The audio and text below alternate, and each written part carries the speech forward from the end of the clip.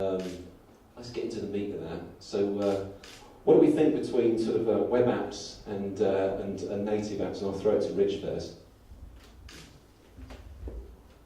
I think going forward, there's going to be a requirement for both. I think that it's down to the end user, it's been mentioned before. I do think the mobile web will become much more prevalent, and I think the big driver of this will be cost.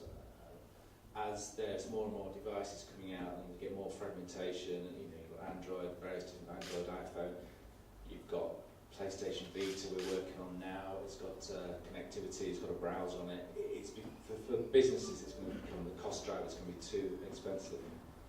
So therefore, building a mobile app is going to be a lot more conducive to their traditional skills they've already got in-house for building web and stuff, and without having to bring in expert resource.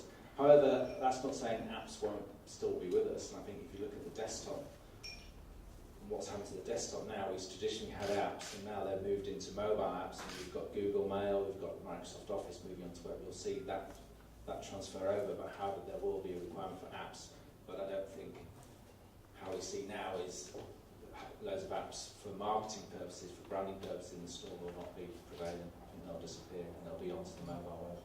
Just from an agency perspective with the client, as you say, like client, it's always generally client-led. With that in mind, do your clients specifically come in for native stuff at the moment, or are they a bit savvy about web? It's changing. We get a lot of clients coming in now, and a lot of requests for proposals coming in for mobile web solutions, completely purely mobile web, multi-platform mobile web solutions. We still get the app requirements, but they're generally for one device. We think when it's multi-platform, we're starting to see coming through from mobile web a lot more these days, which is good. I think it's very good. So, just get your thoughts. Yeah, sure. I think I actually agree with most of what Rich said, actually. But Engineering Maps, as you know, we're mostly a native apps company, but that doesn't mean that we look at it from a buyer's viewpoint. We actually take each job on a case-by-case basis. So we do a lot of mobile web, we do a lot of apps. I actually think that both technologies have really good strengths. Mobile web is the stuff with HTML5 and all that. It's brilliant stuff, and it's going in the right direction. So in the future, I can see that cutting into the app space, the native app space, quite heavily. But it is a case-by-case kind of strengths and weaknesses thing. You've got to look at it and say, what's the customer, what's the business trying to achieve? And sometimes it means that native is going to be better. Sometimes it's going to be that mobile web is going to be better. So we look at it like that right now. So do you look at it from engine room apps perspective as to be frugal, as to still potentially offer that as a service going forward? Absolutely. Yeah, I think that I suppose it feels like there's going to be it's going to move more towards mobile web. It's kind of my feeling. Apps are going to be more for. We have a lot of vanity apps at the moment. People just ordering an app for app's sake. Everybody said that, and we try and argue and we try and talk people out of it. But I think that will all go away. And what will happen is the big brands will earn their space on the home screen of your phone, and some of those big brands will want to make full use of the native power of the phone. So then that's where your apps will come in, with the likes of Twitter and the likes of Facebook and things like that. But I think for businesses in general, in 3 years, most will be on mobile web. Thoughts, Pam? Yeah. Okay. Just polite, quickly. I'll be quick. So I think the good thing about the point we're arriving at now is that there is this consensus that it's a bit of both, that people are really looking at the strengths and weaknesses of what their client needs. And I think it's really a refreshing change from where things were when the apps phenomenon first burst onto the scene. The other thing that's really interesting is how the two can coexist and work together. So customers really do not know what the technology is that's underpinning what's happening on their mobile screen. And when you see now, particularly on Android devices and on all the new open OSs, the seamlessness with which someone can skip from browser into an app and into a browser again, using web views in apps, it really doesn't matter as far as the end user is concerned anymore. So it's down to you guys, if you're on the technology side, make the best choices. But it's a bit of both.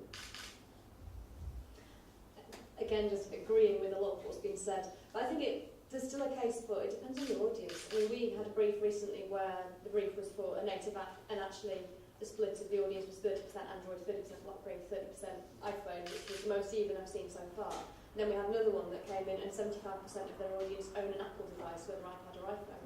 So in the latter case, yeah, actually go for an iOS app. That makes perfect sense.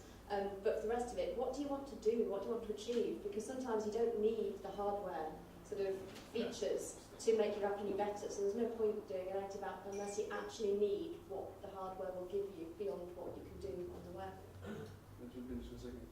Yeah, absolutely, it's about the right tool for the job. But I think there's another element to it as well, which is the ecosystem that the app or the solution is presented within. The App Store is more than just hundreds of thousands of apps. It's also a way to browse and an opportunity for users to share their feedback, even if it isn't always constructive.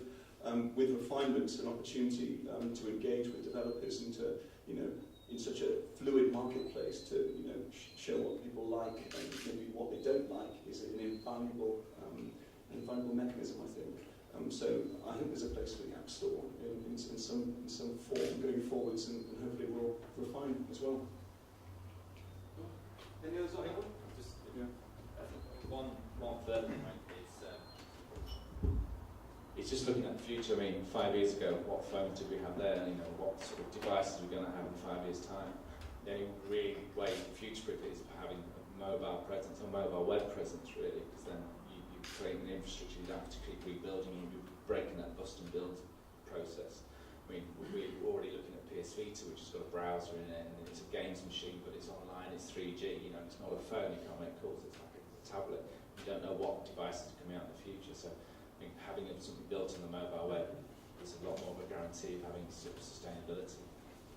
Sorry, what I might say, let's just get Steve tucked in on the end there. Just from your perspective and with the Sky, maybe you might be able to tell us a bit of privy stuff about native versus sort of web from a business perspective internally. Some of the larger Sky apps, for example, like the Score Centre and Sky Go, which they do a lot of at the moment, the streaming TV, it's really suited for doing native apps. Within the betting game, it's a bit more difficult. So the Android marketplace won't take our apps, and the App Store took 6 months to approve our betting app. So as a result of the uncertainty around whether we're on the left side or the right side in terms of approval, we're going more down the HTML5 route.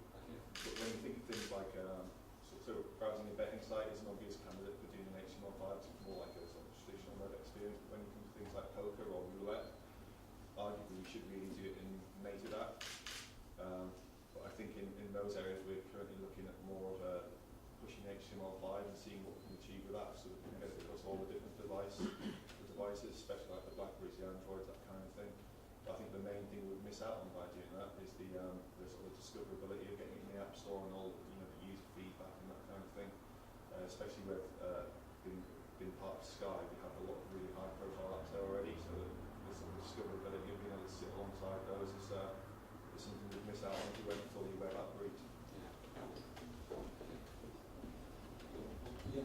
I think the one thing which we've kind of not touched on as well is the opportunity of return on investment, whether it's by microcharging or selling for the app. I think that also is an important choice, not just the technology, is how do you want to generate income off this app, and that's where I think the app stores will stay. For some of the applications you're saying, the ubiquity of the phone to charge and use your iPhone. Yes. So it's within betting and gaming, we almost have the opposite problem in that we already have a way to charge, and the difficulty is trying to continue to use our own way of charging without